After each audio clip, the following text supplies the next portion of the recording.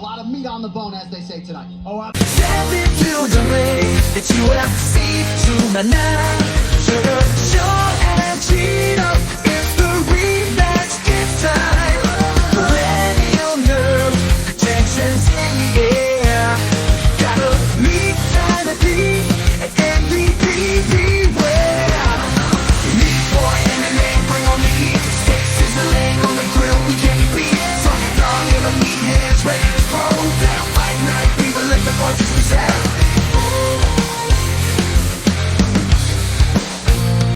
That's crazy. Saint Denis favored over Dustin Poirier. Dustin Poirier, who What is good, Meat Boys? Yo, obviously, it's just your boy this week, Solo Beef. But nonetheless, Meat Boy MMA has to go on.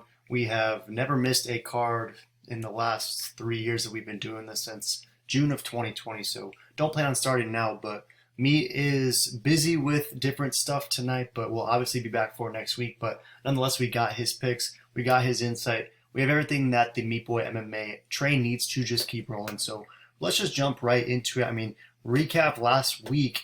It was 2-4 for Meat, 3-3 for your boy. The Meatlock obviously was unsuccessful. Shamil Gaziev was the pick, and that was an absolute L. Shamil gassed out early and often, so it was basically easy light work for Jairzinho, and made Happy Shamil quit on the stool before the 5th round could even start. So really not ideal, especially given that we had Meat locked in. But nonetheless, 30-50 is the new balance. We have to recover with another easy Meat lock this week, and it's a stacked UFC 299 card. So without Meat here, I'm just jumping right into it, guys. We're going to keep it moving.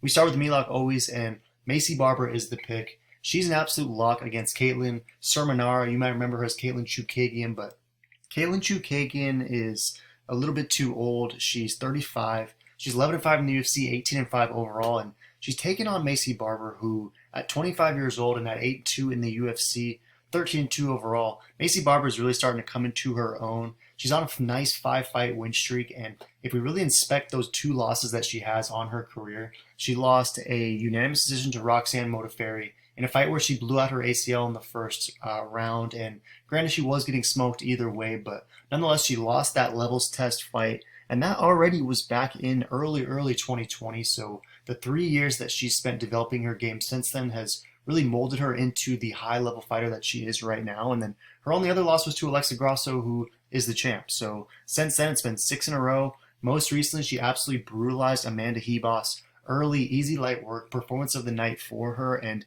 capitalized on that 6-fight win streak of hers. So we think at minus 210, it should be another easy lock for her against Sermonara, who is just the aging veteran, right? At one point, Chookagian was a solid levels test for anyone in this division, but I think that last fight against Manon Fiorot is going to be the one where we notice the momentum shift really happen in Sermonara's career, because Fiorot made that one look very easy, and although I don't anticipate this fight looking the exact same in the sense that I think Maycee Barber is going to choose to grapple and will actually have some success down there, I still think that the result's going to be the same, and Meat obviously thinks the same, in which Maycee Barber is going to pick up the easy win in this one. So we're trying to get back on track from the Happy Shamil letdown of last week. Minus 210 is Maycee Barber. We're throwing down a nice 420. Should net 200. Get us back in. We're still in the green, but get us back on track with that Meat lock and get us that 92nd overall. So it's the Meat lock, easy light work.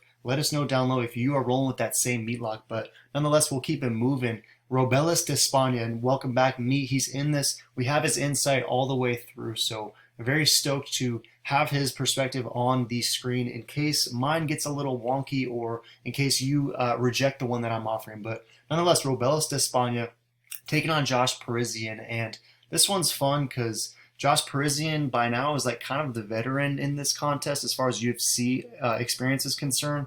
He's only 2-4 in the UFC though, and his 2 wins, when you really inspect them, a split decision win over Rocky Martinez, who is truly awful, and then he beat Alan Booty Dude, and in that fight he did get performance of the night, but Booty Dude is pretty bad, so it's not a lot of impressive stuff from Josh Parisian. I mean, it is impressive that he's even in the UFC. I mean, this guy's story pre-MMA was he was playing a lot of RuneScape, he was chilling at home, just really killing it on the lands and other video games, but once he got into the MMA, UFC finally was his final destination. But again, 2-4 since. He's lost 2 straight. He just got submitted by our boy Martin Budai the Baddie. So you wonder what you're going to get from Parisian, and he's taking on Robelis de España, who is the ultimate hype beast coming into this one.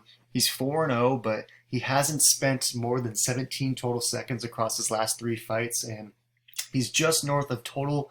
He's just north of 5 total minutes in his MMA career in its entirety. So my bad for the fumble on that one, but not a lot of experience, not a lot of ring time for Despaigne, and because of that, I mean, you see it on the screen, Meat is going right away with the plus 250 dog. Josh Parisian is the pick, and essentially it boiled down to, although Josh is one of the worst fighters on roster, Meat does like the odds, plus 250, and the fact that, again, he's got a little bit of veteran experience in this one, and he's taken on Robelis, who hasn't really fought anybody. So while I don't disagree with a lot of those points, especially Josh being one of the worst fighters on roster, I do think that our boy Despaigne is going to find a way to get this one done.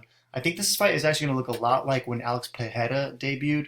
Alex Pereira was like 5-0. No one had seen him against top UFC talent, and he took on Andres Michalides, and in that fight, Pereira actually lost that first round. He got taken down a few times, and ultimately got the second round finish within the first 20 seconds. It was like AP decided enough was enough, landed a YOLO flying knee on Michalides, and it was over from there, and obviously we've known what Pereira has done since then. So I anticipate Despaigne having a similar fight against Josh Parisian, although I can see this ending in the first round, because this dude Robelis is no joke when it comes to the speed and power, and he might bring a different look to this heavyweight division that a lot of these guys aren't going to be able to deal with. So for now, I'm riding the hype train on Robelis, at least enough to where he can get past RuneScape boy Parisian. So I'm going to go with Despaigne by first round finish. Parisian is the pick for Meat, and we'll keep it moving. Michel Pereira taking on Oleg Zaitchuk, and in this one, not a lot of insight from Meat, because him and I will be two peas of a pod on this one. Same insight, same pick. We're both going with Michel Pereira, although I do like Michel Oleg Zaitchuk at plus 124. I think the guy is criminally underrated and a dude who really beats everyone unless it's like a top tier opponent. Kyle Bahalio beat him, and Dustin Jacoby did the same. Jimmy Crute and OSP did as well, but those were at 205. And Oleg Zaitchuk has some nice wins. Chidian Jokuani, Cody Brundage, Modestas Bukauskas, who has a couple of UFC wins. A lot of good stuff from Oleg Zaitchuk, but we got to roll with our boy Michel Pereira in this one. De Malidor, who is 29-11-2. He's fought north of 40 times, yet is only 30 years old, and is 7-2 in the UFC, but he's basically 8-1. I mean, the only legitimate loss you can point to is that one against Boonstonk, and we talk about that all the time. He fought Tristan Connolly, wrong weight class for Connolly. Connolly was like a lightweight, yet somehow was able to technically beat Pereira in a 170 contest, but it was one where Michel was doing backflips, he was doing somersaults, cartwheels, all sorts of things, and similar to when that heavyweight boxer, forget his name, put on all the steel and was weighing 50 pounds heavier coming into the ring, Wilder, Pereira was gassed before that fight even started. So Boonstonk picks up the greatest win of his career, and since then, though, it's been all wins for Pereira, and he technically lost that fight to Diego Sanchez, but he should have won that one. Diego found a way out with that third round illegal strike from Demolidor. But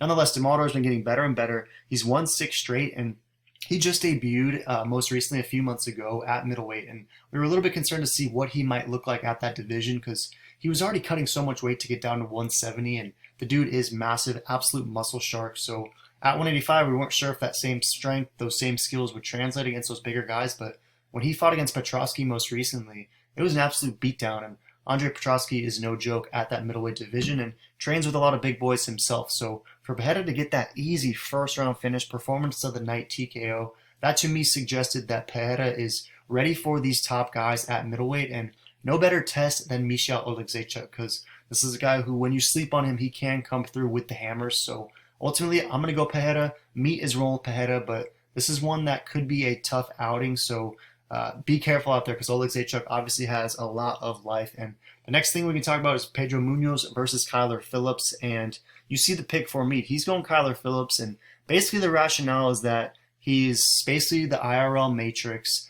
He doesn't anticipate Pedro being stronger or faster than him. He thinks he has the better stand-up. And while there is a slight concern of that grappling aspect, Matrix is pretty good in the scrambles. So the thinking is that he'll be able to escape if the fight does end up hitting the mat, which It might not even, because oftentimes we see Pedro Munoz, he comes to just stand and bang, so wouldn't be surprising if that's what he's trying to do against Matrix. And in this one, Pedro Munoz is a guy where he's won 4 of his last 9, so the record isn't great. He's 28-2 overall, but he did have that no contest against Sean O'Malley in a fight that he actually won the first round, and you'd have to Google that one to see the scorecards, but he was fighting pretty well before that fight ended with the eye poke. And nonetheless, it's been, again, up and down for Munoz, but for Kyler, it's been a nice little win streak. He's won 2 straight, he's 6-1 in the UFC, and his only loss was to Raulian Paiva, and that was a fight of the night majority loss. And a fight a lot of people thought he should have won that fight. So in this one, I'm excited to see if Kyler Phillips, the younger fighter, will be able to go up against the guy like Pedro Munoz, who is a big levels test for all these guys. I mean, while the wins are decent for Matrix, most recently Raoni Barcelos, he does have a win over Song Yadong, which obviously aged quite nicely. I wonder if this is going to be a little bit too much for Kyler, so it might not be the popular pick, but I'm actually going to be rolling Pedro Munoz in this one. I think that he can get this one done, and I struggle to see a world where Kyler Phillips wins a decision against Pedro Munoz, and in doing so, I think that Munoz will be able to win either the first and third round or the second and third round if he starts kind of slow, which sometimes he has in the past. But it's one that I think at plus 195, Pedro Munoz has a lot of life in, but you see the counterpoints for Kyler Phillips. You see the pick for Meat, who is often riding Neo Matrix, but I got to go with the boy Pedro Munoz. So let's keep it moving.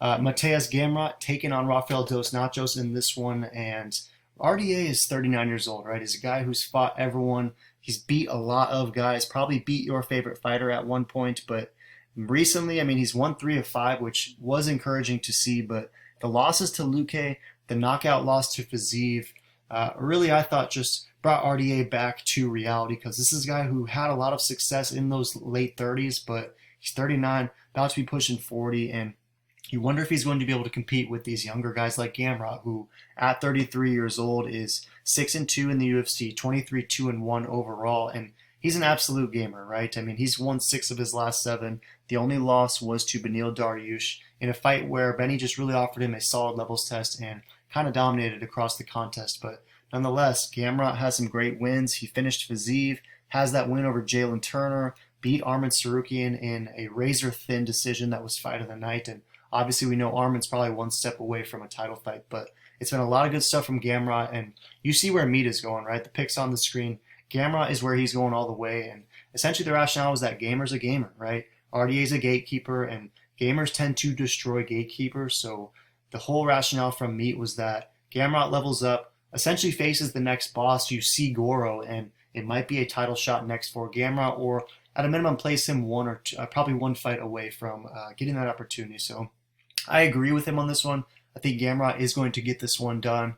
I do see RDA having some success, though. I mean, this isn't a guy who's ever going to roll over and go down easily, so don't be surprised if it's a close decision, maybe one where Gamrot edges each round slightly, but where RDA is competitive nonetheless. So I'm going Gamrot. I'm going to go by decision, and I think he gets this one done in a tough contest, and Meat is right along with me. So we'll keep it moving. Curtis Blades taking on Jailton Almeida, and this one's interesting because Meat is riding the hype train, right? He's going on that hype, new blood, unknown hype train that is Jailton Almeida, and he's minus 105 in this one, to minus 115. Technically, the slight favorite is Curtis Blades, but it's basically a pick'em if you look around, and Meat thinks that Jailton's going to dominate this one. He's going to be too strong. And while he does acknowledge that it's a big levels test, Curtis Blades is a big test for anyone.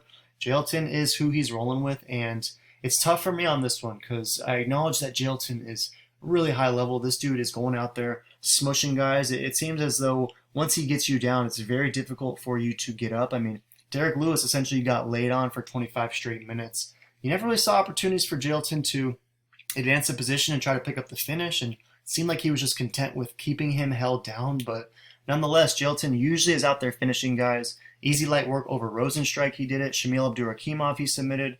Parker Porter, a couple other pretty bad fighters, but nonetheless, it's been a lot of finishes for Jailton, apart from that last recent main event 5-round fight against Derek Lewis. And this one he's taking on Blades, who is 18-4 overall, 13-3 in the UFC, and he did just get really slept recently against Sergey Pavlovich, and that was a fight that Meat and I definitely thought that Curtis was going to get done, but unfortunately he got slept, and It was only his third loss in the UFC, though, right? He has that other finish loss to Derek Lewis, and then he lost his 5th UFC fight against Francis Ngannou. So Curtis Blaydes only loses to the best of the best, essentially, and this is also the only dude who technically has a win over Tom Aspinall. So in this one, I've been going back and forth.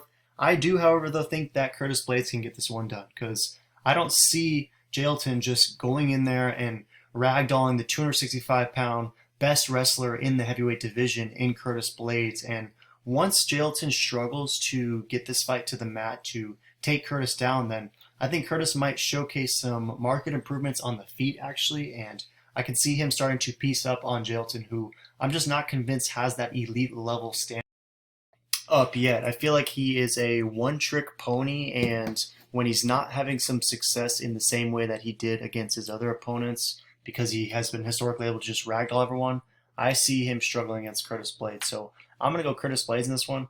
I think that Curtis might end up even getting a finish, but Blaydes by decision is officially going to be the pick, and I'm not ready to write off Curtis Blaydes. I also am not sleeping on Jailton Almeida's potential. I think that this guy is as legit as they come, but Curtis Blaydes is at the top of the division for a reason, and I don't see him going anywhere anytime soon. So I'm going to go Curtis, but obviously Jailton is the pick for me. Comment down below who you're rolling with, who has stronger points. Let us know in that heavyweights meat slinger of a slam down. But nonetheless, next fight on the docket is Peter Yan taking on Song Yadong, and obviously you see where Meat is going. His boy is Peter Yan. The GOAT is what he would describe him as, and simply nothing else to say.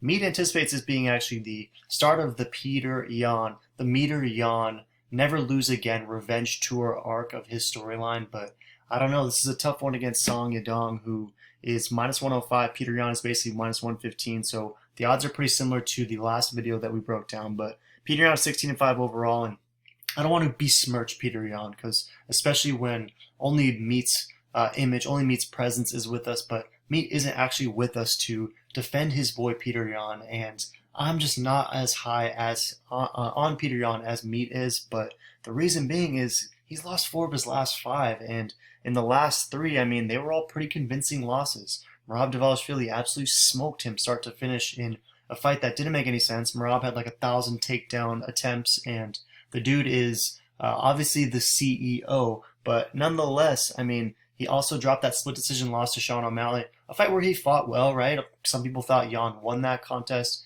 Some were even crying robbery when the O'Malley announcement was pronounced, but it was a better fight for Yan. I think just that Merab fight was most concerning, and then he also had that split decision loss to Aljo, and another fight that some people did think he did enough to win. So it's tough for Peter Yan. He has some fights that many argue he should have got done, and 16-5 is his overall record, but he's taking on the younger, in my opinion, hungrier Song Yadong, who is 21-7-1, 7-2-1 in his last 10, and he's won 5 of 6. His only recent loss was when he got stopped by Corey Sandhagen, and in my opinion, Sandhagen is at the top of the division, can probably beat most guys, if not all of them, and he's a guy who I don't think Sean O'Malley or whoever becomes a champ later tonight is going to want to mess with, because Sandhagen's no joke, and for that to be your only loss for Song Yadong, and all these impressive wins over Chris Gutierrez in a meat event, easy light work against Ricky Simone, he picked up that finish. Marlon Moraes, he beat Julio Arce. Casey Kenny got the win against him. I mean, it's been a lot of good stuff for Song Yadong. So I just see an upwards trajectory of Song Yadong starting to peak, and I see Peter Yan having already peaked. And I got to roll with Song Yadong in this one. I think he's going to win by decision, and obviously, it's a pick 'em for a reason, so a lot of people aren't writing off Peter Yan yet. That obviously includes Meater Yan, Meat Boy over there, but I got to go Song Yadong in that one for sure. So next fight on the docket is Gilbert Burns versus Jack Della Maddalena, and this one should be fun. Jack Della is the minus 162 favorite. Plus 136 is Dorino Dilbert, and he's 9-4 in the last 13. That is Gilbert Burns. He is 37 years old, which you don't love to see, and he is coming off a recent loss to my boy, remember the name, Bilal Muhammad, and he's been since attacking the name he at least remembered, saying that he is undeserving of a title shot, but to me that's a lot of cope, and that was easy light work for Bilal, so you wonder if Jack will be able to do the same, but kind of a different fight stylistically. Jack Della's coming to strike. This is a dude who we've seen kind of get exposed in the grappling department in his last couple contests, so it's not going to look like Bilal did versus Gilbert, at least stylistically. And for similar reasons, you see the pick on the screen. Meat is obviously going with Gilbert Burns. He believes this is going to be too big of a levels test for Jack Della, and the idea for Meat is that Dorino's going to be able to secure takedowns on command, easy light work, and that is if he commits to that type of game plan, because when he fights like that, right, he did it against Stephen Thompson, took him down repeatedly, smoked him, Stephen was unable to get up.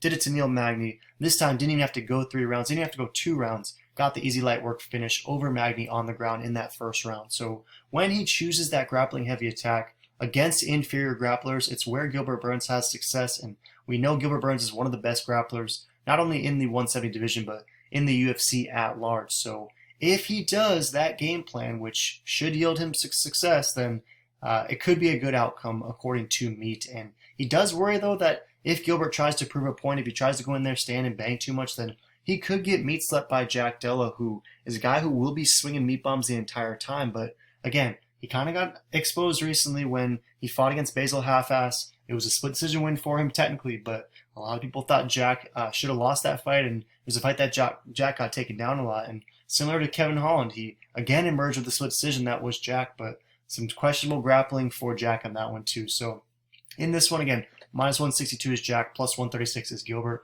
I'm going to roll with Meat. I'm going to take the underdog Gilbert Burns in this one because I do think he has at least 1 or 2 more fights in him, and if he fights the smart fight, if he's able to take him down, keep him down, then this should be a winning recipe for Gilbert Burns. But if Jack Dell is able to pick this one up and pick this one up emphatically, then it's going to be tough to not pick Jack Della in a lot of future fights, because Gilbert Burns is the levels of all levels test, and we do think that while Jack might have the advantage on the feet, Gilbert will have an even larger advantage when it comes to the grappling and the jiu-jitsu. So we're both going Gilbert Burns, but it's a tough fight against Jack Della for sure. So let us know what you think on that one. But Kevin Holland versus MVP is next. Only 3 to go, Meat Boys. Appreciate you growing and showing with us as always. And if you made it this far already, slap that subscribe button. Again, usually it's the 2 of us. It's just your boy tonight. Meat will be back next week. But Kevin Holland versus MVP. MVP is making his debut in this one. He is the Bellator legend and a guy who is 21-1 overall. And really the only recent loss was a split decision against Logan Storley, a.k.a. Snorlax. And when you go through the wins, I mean, it's tough to attach too much praise or hype to Bellator wins. And we also have seen him get finished when he fought the best of the best in Bellator, that being Douglas Lima. So you wonder what you're going to get from MVP, who is now finally coming into the UFC in his late 30s. And surprisingly to me, at least, he's basically just a slight dog from Vegas' perspective. +114 is MVP.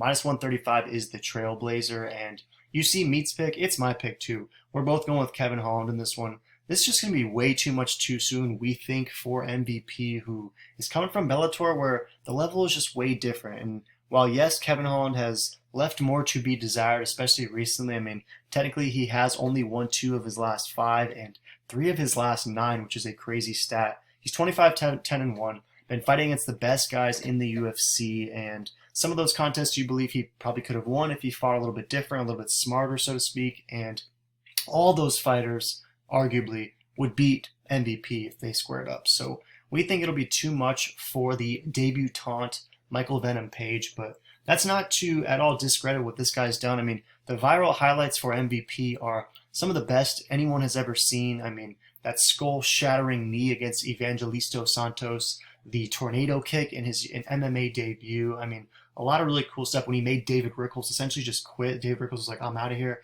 Done fighting against this guy. What the heck is this guy doing? But Kevin Holland is, I think, going to be maybe as good on the feet. And Kevin Holland at this point in his career has to understand he's going to have the major grappling advantage in this one. And he has to be able to take him down and really mix things up. Because I'm hopeful that Wonderboy contest where he allowed Wonderboy to strike with him instead of just taking him down and smoking him like Gilbert Burns did, I'm hopeful that taught Kevin Holland a valuable lesson, and it'll be enough for him to mix it up against MVP, because when he mixed it up against Michael Chiesa, when he mixed it up against Ponzinibbio, and he's picking up recent finish and having some success, it was because he was really mixing his tool bag up. So if he does that, we think Kevin Holland gets this one done. So both of us are going with Kevin Holland on this one. Let us know if we're sleeping on MVP, though, and if you have anything else to add. But Nonetheless, the 5-round co-meet is next. Minus 205 is Benoit Saint Denis, Benoit Saint Denis, taking on Dustin the Diamond Poirier, who at plus 170 is suddenly becoming the aging veteran. I mean, Dustin Poirier has won 4 of his last 6, but he's 35 years old, taking on the young gun, 28-year-old Benoit. And Dustin Poirier, we saw recently get finished by Justin Gaethje, and it was a fight where it was for the BMF title, and Gaethje actually smoked him with just a beautiful head kick. And me and I both thought Dustin would be able to get that one done, but we slept on Justin, and Gaethje slept Dustin. So you wonder what Dustin looks like in this one, rebounding from that KO setback most recently, and taking on a guy in Benoit Saint Denis who nobody is essentially trying to fight. This is a very scary special forces French military guy who has a lot of skills. I mean, he essentially started in MMA just to get in better shape for his military career, and then people realize, yo, you're actually like one of the GOATs at this sport, so you should probably just keep going with it. And here he is in a 5-round co-main opportunity in a fight that his coach speculates was put on the UFC docket specifically to provide some counter programming to Francis Ngannou, who fights the night before. So all the French eyes, will they be on Francis? The UFC is trying to create an opportunity so they aren't, and that they are instead on Benoit Saint Denis. And because of that, Meat is rolling with Benoit all the way. He thinks he's the new dark horse, potentially a future champ, and he believes that if he does get through Dustin Poirier in this one, and he thinks he will, that he's unsure of who is going to beat Benoit Saint Denis, because this guy is no joke. He's super well-rounded, super scary, and really only has the one loss in the UFC, right? He's 5-1 in the UFC, 13-1-1 overall, and his only loss was up a weight class, and it was a very close fight against Alicio Zalewski dos Santos, and everything else has been easy light work for Benoit Saint Denis. So there's plenty of reasons to like BSD movement. I, however, do not, and I'm taking Dustin Poirier in this one to provide a levels of all levels test to Benoit in this one, because I haven't seen Benoit Saint Denis go 5 rounds, and I'm not convinced that he's going to be able to finish Dustin Poirier early and often. And if he doesn't, what's he going to look like in the end of 3rd round? What's he going to look like in the 4th round? The 5th round, perhaps? So if BSD movement is unable to get that early 1st or 2nd round finish over Diamond, then I anticipate Dustin either getting a late 4th or 5th round finish for himself, or picking up a unanimous decision where he surges late, finds the gas tank reserves that BSD simply will not have, and as a result will be able to be too much of a levels test for the Frenchman. So I'm going Dustin. I like him at plus 170. It's very possible that I'm just not ready to give up on Dustin, and while he might be an aging veteran on the downturn, perhaps I'm rolling with him similar to how Meat is riding with Peter Yan, but I'm going to hold out hope for Dustin to get this one done over Benoit. But you see the pick from me. He's going BSD movement. We're moving on to the Meat event, though, and it's one that I'm not even going to set up just yet. I mean, here's the context you need to know, right? It's a rematch. Sean O'Malley has 1 loss on his record. It was to this man, Chito Vera. And before I even provide any insight, let's just turn it over to Meat, because he's obviously picking Sean O'Malley, and we broke down the first iteration, the first installment of this fight, and Meat essentially believes that the first contest was ultimately a fluke, and therefore his rationale for the first breakdown will apply here. So I'm going to turn it over to Meat from a few years back, but with the same take. My pick for this fight specifically is going to be Sean O'Malley. I am full aboard the hype train. All I'm hoping for, this isn't a Shabazian train. But anyways, so I truly think that Sugar Sean is on a whole other level. I think his striking and distance control is gotta be the best, if not one top 5 best in the division. I truly think that he's going to smash Vera first round KO. I don't think Vera is ready for his speed, his distance control. He's got those lanky arms, those crisp, accurate jabs, and like he said in the interview, Vera's good at getting hit, and I kind of agree. Chito Vera's grappling, he's black belt. He's obviously a great jiu-jitsu, he has great submissions. Sugar Sean has not shown his jiu-jitsu in the octagon. Did show it in the quintuple ultra. He submitted Gomi. Pretty impressive, to be honest. But yeah, I mean, his coach is Tim Welch, legit black belt out of Arizona. And they both work with Tanquinho Mendez, who is a Moon Dial champ, which, I mean, if anyone's going to prepare Sean for this high level jiu-jitsu of Vera's black belt pedigree, it's going to be this guy. Like, this guy is the pinnacle of jiu-jitsu, so I truly think Sean is going to be ready for this and more than enough prepared to handle that defense, or maybe even get a very crazy upset submission himself.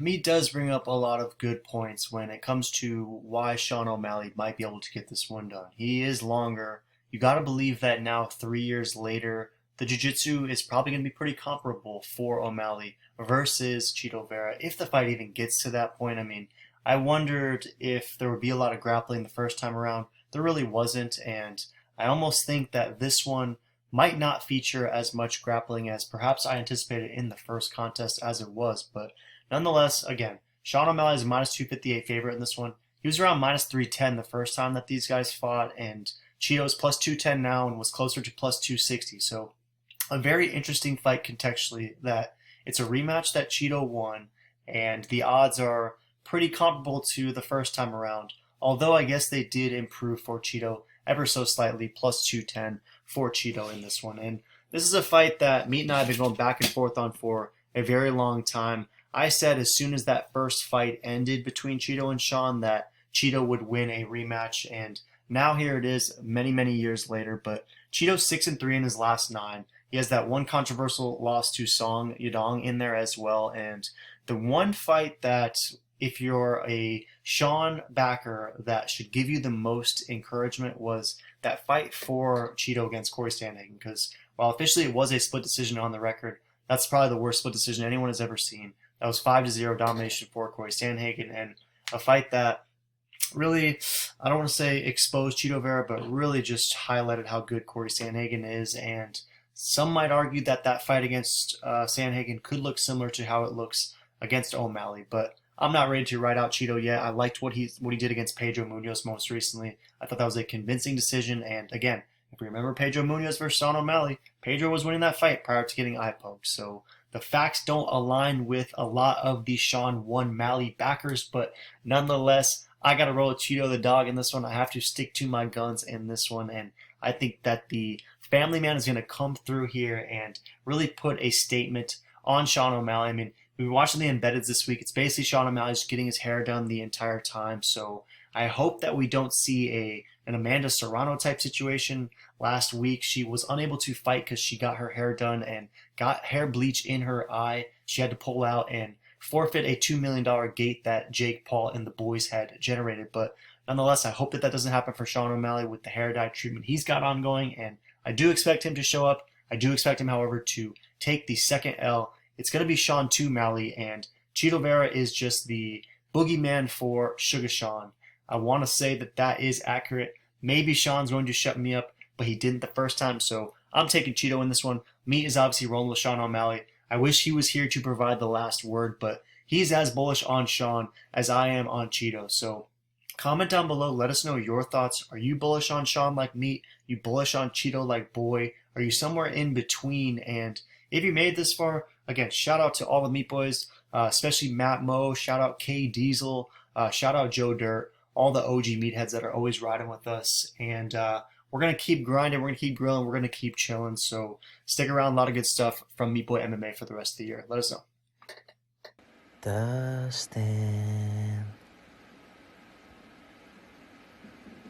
P-head, I'm coming for you, P-head.